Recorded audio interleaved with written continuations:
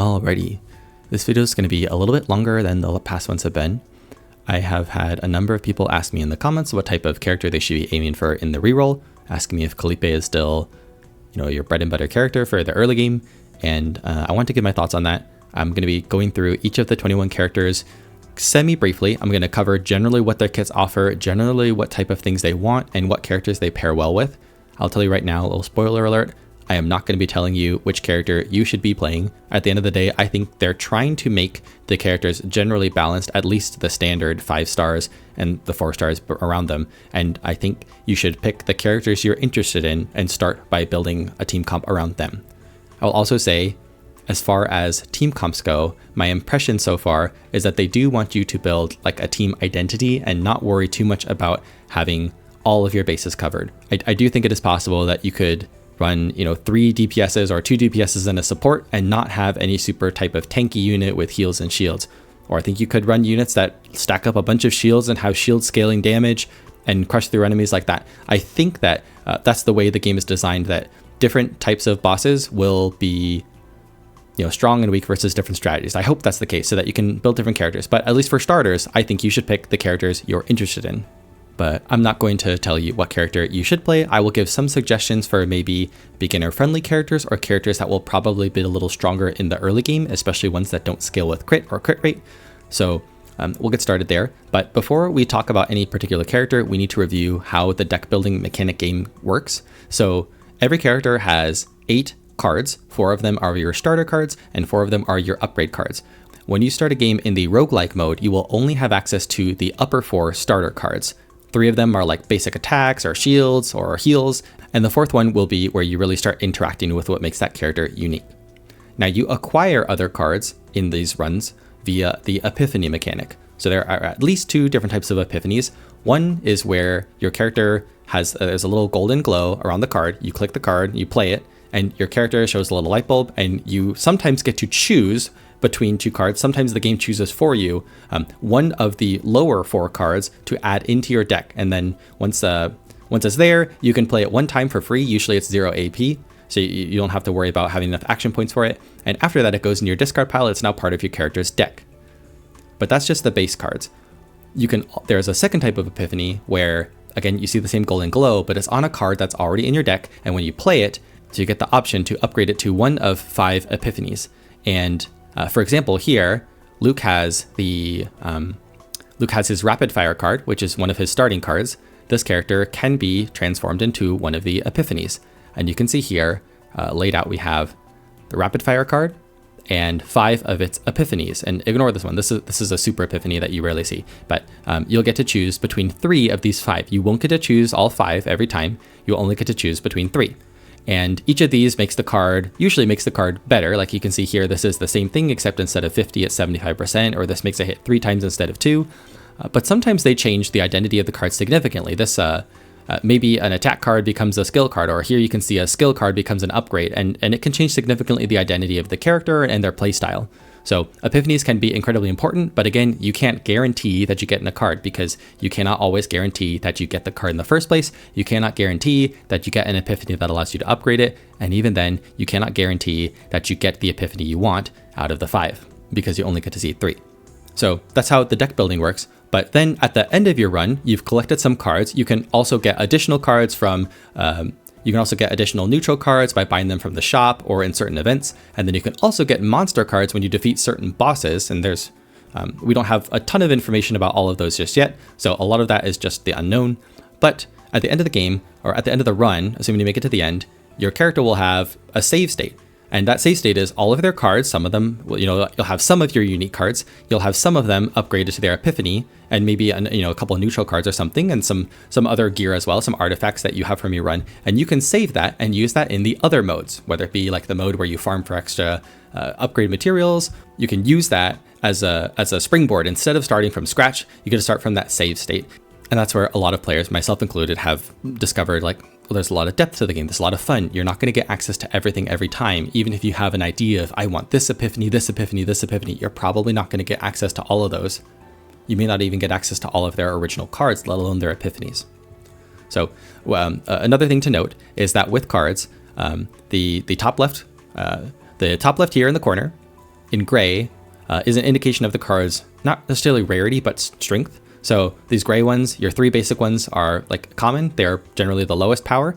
And then the following 4, the first of your starting cards, and the next 3, which are all cards that have Epiphany upgrades. The first 3 of those are like a rare or exotic rarity or epic rarity. And then the fourth one, the next to last one, is a legendary, and it's generally a little bit stronger than the other blue cards and much stronger than the gray. And then the last one, your 8th card, it does not have any Epiphany upgrades, and it is your ultimate card. And this one is usually the strongest card of your set of 8. And it helps identify, it helps give the character identity. So we oftentimes should look to this one and the legendary card to really understand what this character is trying to do each turn. And then one more note, I think in case I missed this, you can tell the difference between a card that has an Epiphany and the base one by noting this golden circle here. As you see this golden circle, it means it is an Epiphany card. And then beyond these 8 cards, your character also has access to an ego skill. This is it uses a separate mechanic for playing the card. It doesn't cost action points. Instead, there is an ego bar that you charge up just by playing the game, going through rounds. And when you have enough ego bars, the maximum you can store is 7. You can play this character's card if it's available. It's not always available. I'll leave it at that and keep it pretty simple.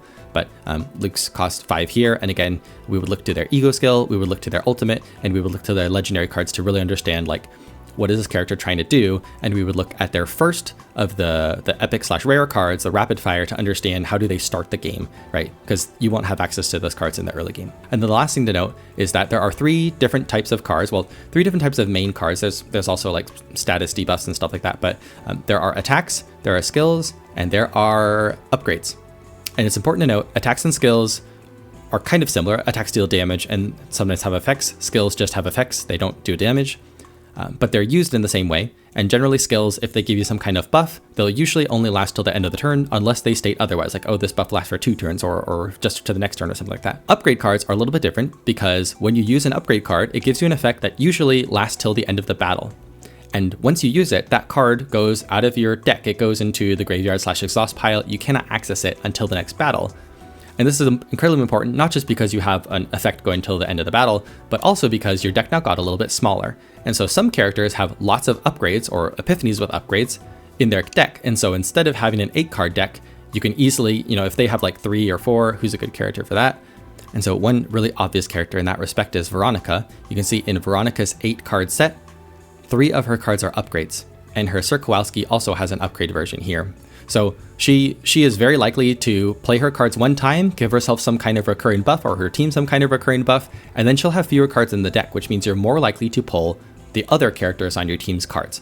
And this usually defines a supportive type character, Veronica being one of them, Veronica being a classic example. But just so you know, it's important to understand the distinguish between attacks, skills, and upgrades. Okay, so before we look at the 5 stars and the rest of the cast, I want to start with the 4 primary supporting 4-star units. Not all of the 4-stars are supports, but 4 of them are. And it's important to go through these ones first because I will reference them a lot with the other characters, just because it's so common that, oh, so-and-so really wants this type of support. So let's start with Ray. Ray is one of the characters you access very early on in the game. She is one of the 2 primary damaging supports in that she buffs damage. But this is oftentimes a free card that makes other basic attacks deal more damage. She has a card that reduces or increases the damage of 1 costs. This card allows you to cycle cards in your hand and has some really cool interactions with Kayron specifically. She has a card that increases the damage of 1 card in your hand significantly. So she can buff if you have a multi-hit with a low ratio, increasing that ratio by 100% can be a huge increase in damage. It's not nearly as impactful if you have a big nuke card that only hits 1 time because the ratio is already really high. So this card wants to buff a multi-hit card.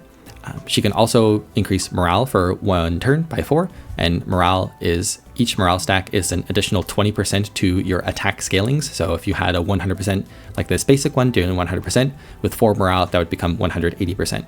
So she can buff morale, and then she can also do tenacity damage. And so she can help certain units get through to the enemy's break status, which is reducing their break bar to 0, and you get some additional bonuses. You get 1 action point, you reduce a little bit of stress. There's some other benefits, so she can do that as well. And then lastly, she does have the ability to specifically buff void cards because she is also a void character. So you'll find that a lot of the void characters prefer her over the other damage buffer.